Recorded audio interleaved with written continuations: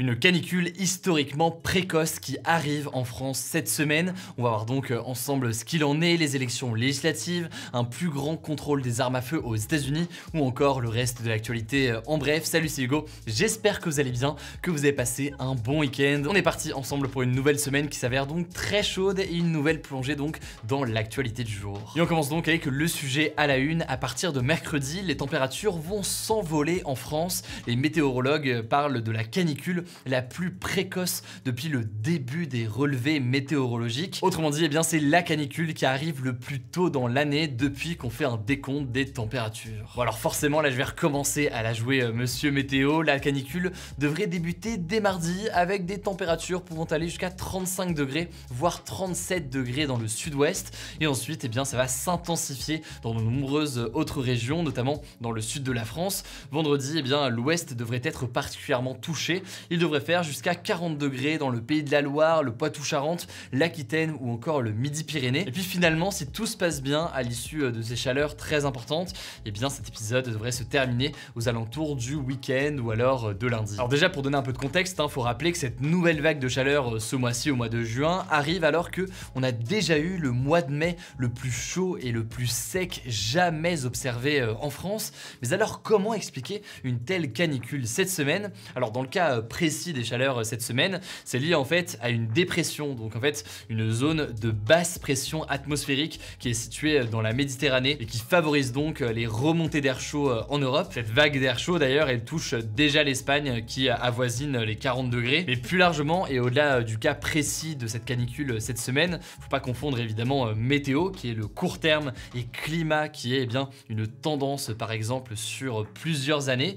En l'occurrence, il faut comprendre que ces vagues de chaleur, elles se multiplient et tout ça a un lien direct avec le changement climatique. Et ces dernières années, les experts notent qu'on bat très régulièrement des records météorologiques. En France, par exemple, pour vous donner un exemple, sur les 43 grandes vagues de chaleur détectées depuis 1947, 9 ont eu lieu avant 1989 et tout le reste a eu lieu entre 1989 et 2020. Autrement dit, il y a eu 3 fois plus de vagues de chaleur ces 30 dernières années que durant les 42 années précédentes. C'est ce qu'indique donc Météo France. Alors, selon Christophe Cassou, qui est climatologue et le principal auteur du dernier rapport du GIEC sur le climat, l'influence humaine est le principal facteur qui contribue à l'augmentation de l'intensité et de la fréquence, des vagues de chaleur extrêmement importantes. Et cette augmentation de la température, elle s'inscrit dans le temps, elle pourra avoir donc des conséquences immenses à long terme sur toute la planète, d'où l'urgence évidemment de la situation, mais ça a aussi des conséquences sur le court terme dès maintenant. Et d'ailleurs, tout ça vient renforcer un problème qui était déjà présent depuis plusieurs semaines, la vague de sécheresse qui avait frappé le pays. Là, ça pourrait empirer, on pourrait avoir des conséquences directes sur la cultivation des terres et donc des pertes de récolte, une production en baisse et donc en conséquence une potentielle augmentation des prix. Bref, selon Christophe Cassou, nous vivons actuellement, je cite, un avant-goût de notre futur climatique. Il appelle donc à réduire fortement et immédiatement nos émissions de gaz à effet de serre. Allez, on continue tout de suite avec les dernières informations sur les élections législatives et on commence avec une première information. Les chiffres définitifs sont tombés concernant donc les votes du premier tour et finalement, selon les chiffres officiels, c'est l'alliance de partis qui soutiennent Emmanuel Macron, donc cette alliance qui s'appelle Ensemble, qui est arrivée en tête avec au total 25,75% des voix contre 25,66% des voix pour la NUPES. La NUPES, c'est donc l'alliance de partis de gauche menée par Jean-Luc Mélenchon. Mais ça, c'est pour les chiffres officiels qui viennent donc du ministère de l'Intérieur.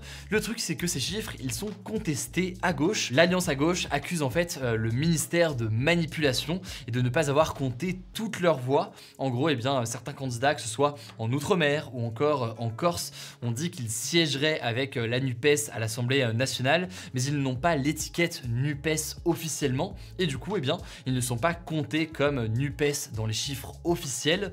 Bref, la NUPES revendique le fait d'être devant en nombre de voix lors de ce premier tour. Et d'ailleurs, plusieurs médias ont suivi cette méthode de calcul. Le Monde, par exemple, met la NUPES en tête en nombre de voix lors de ce premier tour des législatives. Alors attention, là, c'est toujours très important de rappeler que là, ce sont des chiffres, donc des pourcentages de voix à l'échelle nationale. Ça indique donc pour quel type de candidat est-ce que les Français ont voté dans leur circonscription lors du premier tour, mais ça ne veut pas dire qu'on aura du tout forcément autant de députés de l'Alliance à gauche que de députés proches d'Emmanuel Macron. En fait, eh bien, tout ça va dépendre du second tour qui aura lieu dimanche 19 juin.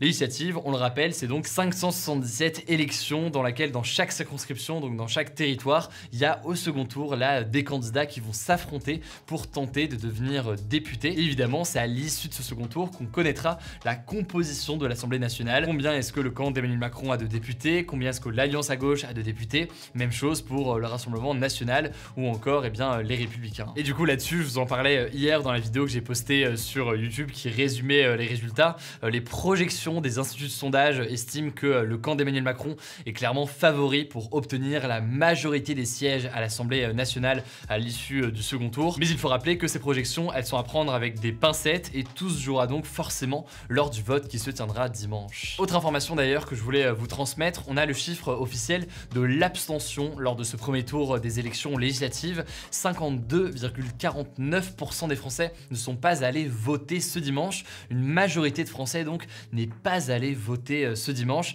C'est en fait le chiffre le plus élevé de l'histoire de la 5ème République pour des élections législatives. On reparlera du coup évidemment de l'abstention très bientôt parce qu'effectivement ça a un impact absolument majeur. Enfin, quatrième information que je voulais noter avec vous, après un cafouillage et des informations un petit peu contradictoires dimanche soir, eh bien, le camp d'Emmanuel Macron a tenté de clarifier sa position dans le cas des circonscriptions où il y aurait un second tour entre la NUPES et le Rassemblement national de Marine Le Pen. Eh bien, dans un premier temps hier soir, il avait été dit que ce serait vu au cas par cas, en gros, en cas de second tour entre un candidat NUPES et RN, selon la situation et selon les candidats, il y aurait des consignes qui seraient données par le camp d'Emmanuel Macron. Ça avait déclenché une vive polémique car certains reprochaient le camp d'Emmanuel Macron de mettre sur le même plan la NUPES et le Rassemblement national. Alors plus tard dans la soirée, une consigne de vote un petit peu plus claire de la part de la République En Marche a été donnée à ceux qui donc avaient voté pour la République En Marche au premier tour. Il y a notamment la première ministre Elisabeth Borne qui a déclaré que, je cite, il ne fallait pas une voix pour le Rassemblement national. Alors c'est pas complètement un appel à voter pour l'Alliance à gauche contre le Rassemblement national, mais c'est en tout cas un appel donc à ne pas voter pour le RN. On continue avec les actualités en bref au-delà donc des législatives. Et d'abord cette première information, aux États-Unis, un accord de principe concernant un contrôle renforcé des armes à feu a été trouvé et c'est un accord donc entre les sénateurs républicains, donc le camp de Donald Trump, et les sénateurs démocrates, donc le camp de Joe Biden. Cet accord de principe donc qui s'inscrit dans un contexte très particulier puisqu'il fait suite à deux tueries qui ont endeuillé le pays en mai.